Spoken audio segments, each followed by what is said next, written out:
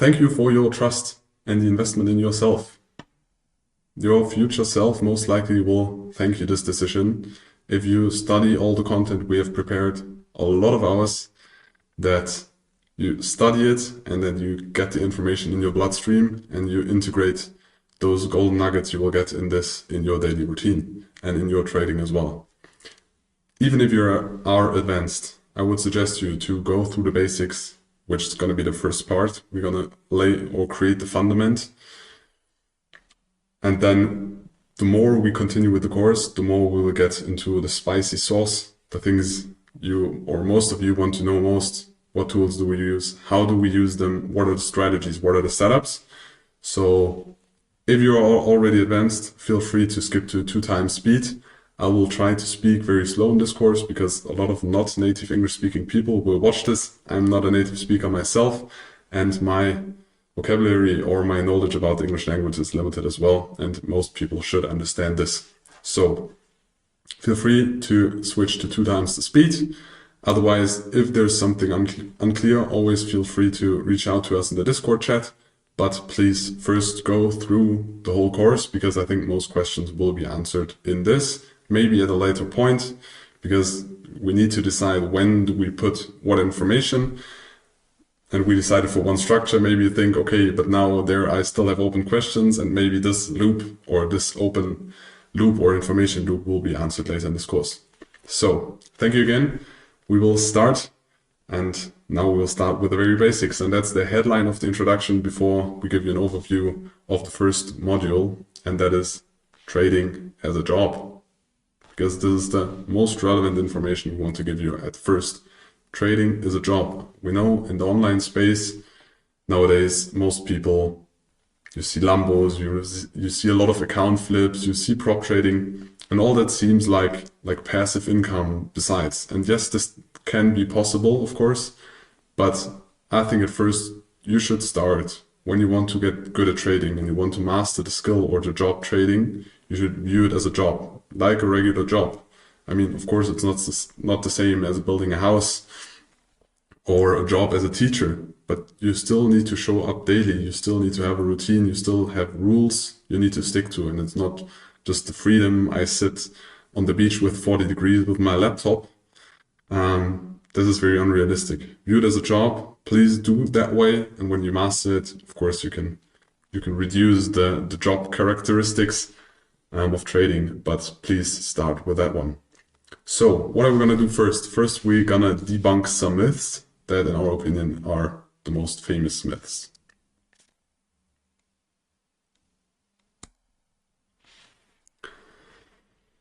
So, trading is not an easy job. As I already told, most people fail in this job, and it is a job. It's not easy.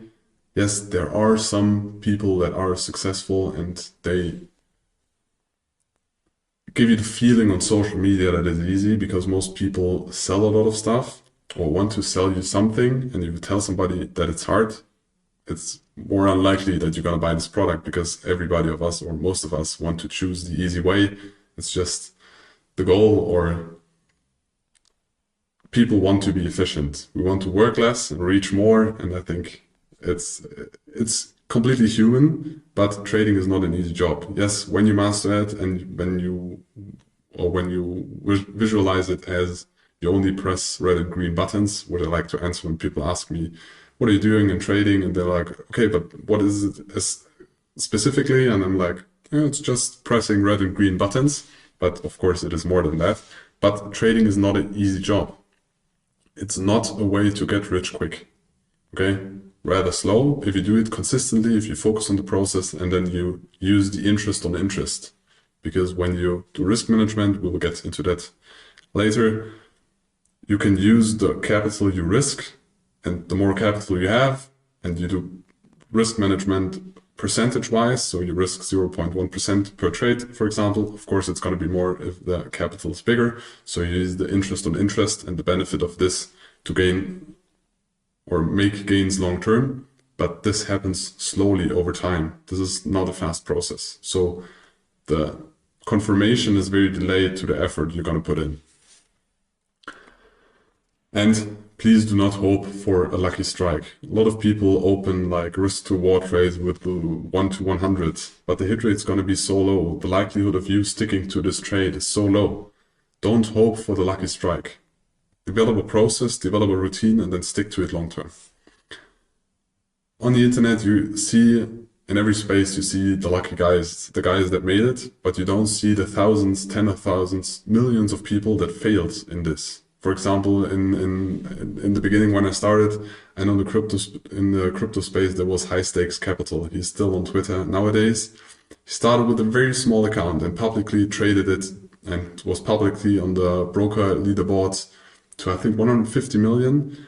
But then he also crashed down to 20 million again. And of course, he recovered, but thousands of people tried the same and they failed, but you don't see him. They don't have the same following. So the way you see the success in the space is always shifted, because you only see the successful ones and you don't see the ones that fail, or you see way less people that fail than people that succeed.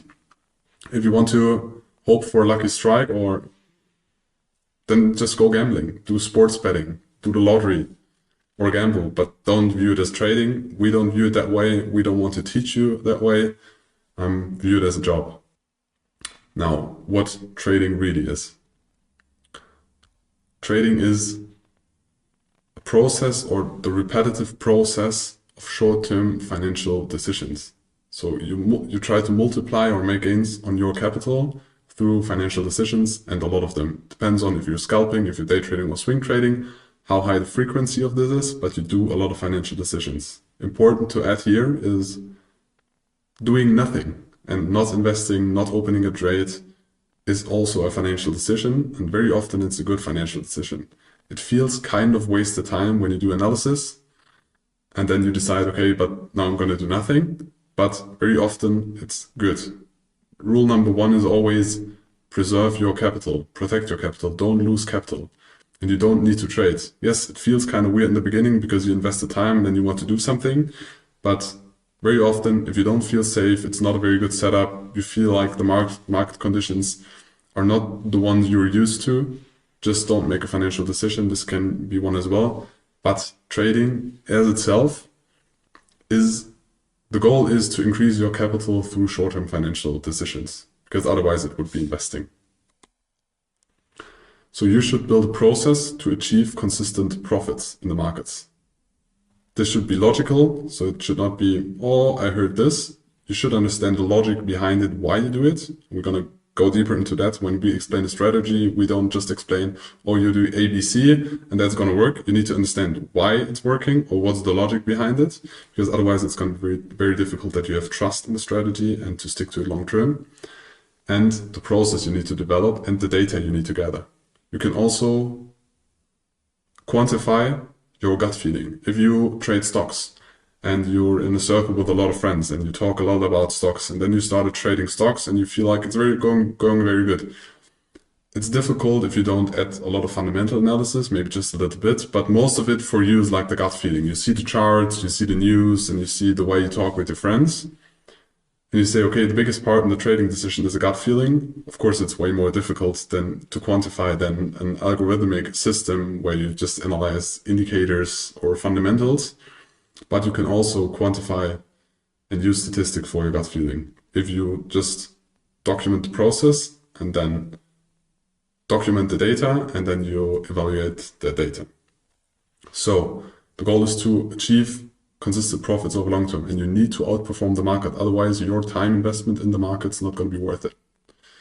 So and the last important things we decided to put here at the beginning is that you need to be there every day. Yes, it does not sound like fun. Maybe in the beginning it's fun, but at some point it's going to get repetitive, as in most jobs. But if you don't show up every day, the likelihood of you disconnecting to the market is very high. When you treat it like an on-off relationship, you don't synchronize with the markets. The markets behave differently to different news because the macroeconomics change, the market participants change, it changes, the liquidity changes.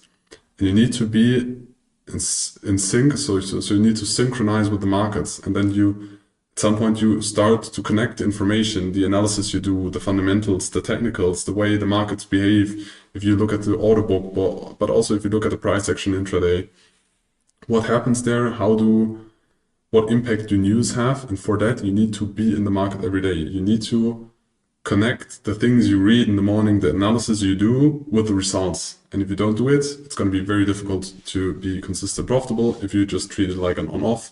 It's like, oh yeah, now I have time to do it, and now I don't, and then I have time to do it.